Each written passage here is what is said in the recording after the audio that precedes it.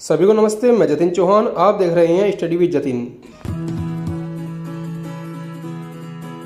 Guys, thumbnail देखकर आप लोग समझ गए होंगे कि हम सेलुलोज और स्टार्च के बीच में डिफरेंस देखने वाले हैं। डिफरेंस से पहले हम समझेंगे कि सेलुलोज और स्टार्च क्या होता है। Means what is cellulose.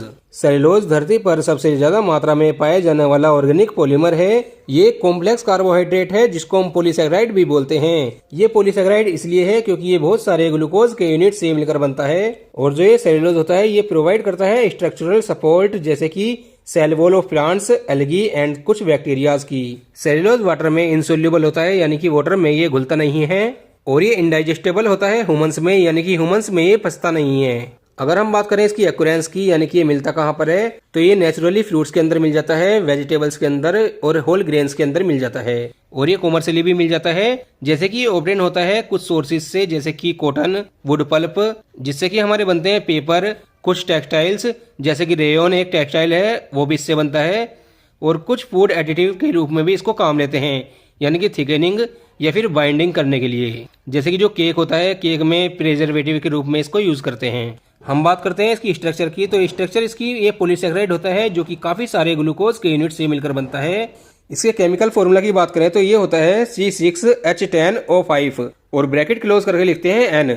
N का मतलब होता है कि इसमें कितने ग्लूकोज यूनिट मल्टीप्लाई होते हैं। इसमें हम डाइजेशन की बात करें तो ह्यूमंस के अंदर ये डाइजेशन नहीं होता है, क्योंकि ह्यूमंस के अंदर ऐसे एंजाइम्स नहीं होते हैं जो सेलुलोज को ब्रेक डाउन कर सकें। लेकिन कुछ एनिमल्स होते हैं जैसे कि काउज, बफेलोज, उनके अंदर ये डाइजेस्ट हो जाता है, क्योंकि उनके अंदर कुछ माइक्रोब्स ऐसे होते हैं जो इसको डाइजेस्ट कर सकते हैं।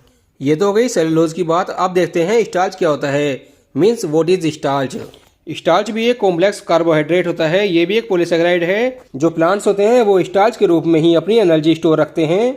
स्टार्च व्हाइट होता है, टेस्टलेस और ओडरलेस पाउडर होता है, यानी कि इसमें कोई टेस्ट नहीं होता है और कोई खुशबू नहीं होती है। ये कोल्ड वाटर यानी कि ठंडे पानी और अल्कोहल में इंसोल्यूबल होता है, यानी कि उसमें मिलता नहीं है। स्टार्च भी काफी सारे ग्लूकोज यूनिट से मिलकर बनता है, जिसमें कि काफी ज्यादा मात्रा में कैलोरीज होती है। और ये ह्यूमंस डाइट का सबसे मेजर सोर्स ऑफ कैलोरीज होता है, जो ये सही मात्रा में पाया जाता है, जैसे कि पोटैटोज, राइस और व्हीट, इन सब में प्रचुर मात्रा में पाया जाता है। इसकी स्ट्रक्चर की बात करें तो ये एक कॉम्प्लेक्स कार्बोहाइड्रेट होता है जो कि काफी सारे ग्लूकोज यूनिट से मिलकर बनता है, इसीलिए इसको पॉलीसैकेराइड बोलते हैं। इसके कुछ टाइप भी होते हैं, जैसे कि अमाइलोज, अमाइलोपेक्टिन। अमाइलोज तो एक सीधी लाइन हो गई, लीनियर लाइन हो गई ग्लूकोज यूनिट की, और अमाइलोपेक्टिन एक ब्रांच चेन की तरह, यानी कि एक शाखा की तरह ग्लूकोज यूनिट इसमें लगे रहते हैं, जो कि काफी सारा पोर्शन रखता है स्टार्च का। अगर हम देखें इसके फंक्शन, तो इसके कुछ फंक्शन हैं, जैसे कि ये प्लांट्स के अंदर एनर्जी को स्टोर करने के लिए प्राइमरी सोर्स है, प्राइमरी वे है, यानी कि रूट्स, ट्यूबर्स एंड सीड्स के रूप में। दूसरा अगर जो ह्यूमन के अंदर देखें तो ह्यूमन का ये विटल एनर्जी सोर्स है,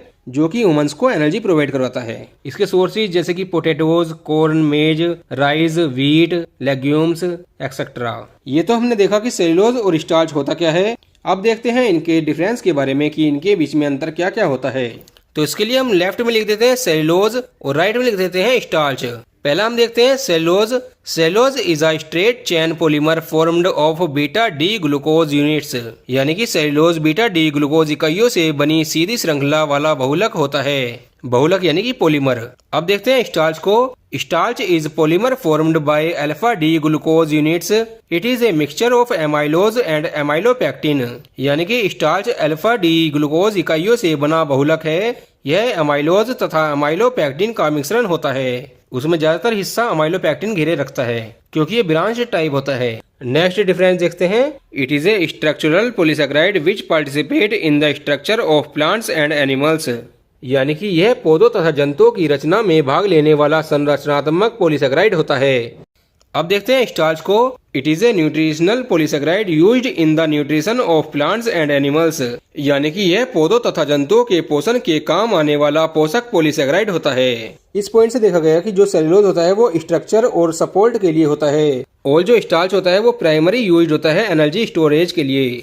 गाइज, यही है इनके मेन डिफरेंस। तो मैं आशा करता हूँ ये आपको काफी अच्छे तरह से समझ में आ गया होगा। गाइज, वीडियो अच्छी लगे तो लाइक करना, कमेंट करके बताना वीडियो कैसी लगी, एंड नेक्स्ट वीडियो आपको किस टॉपिक पे चाहिए। Thank you friends.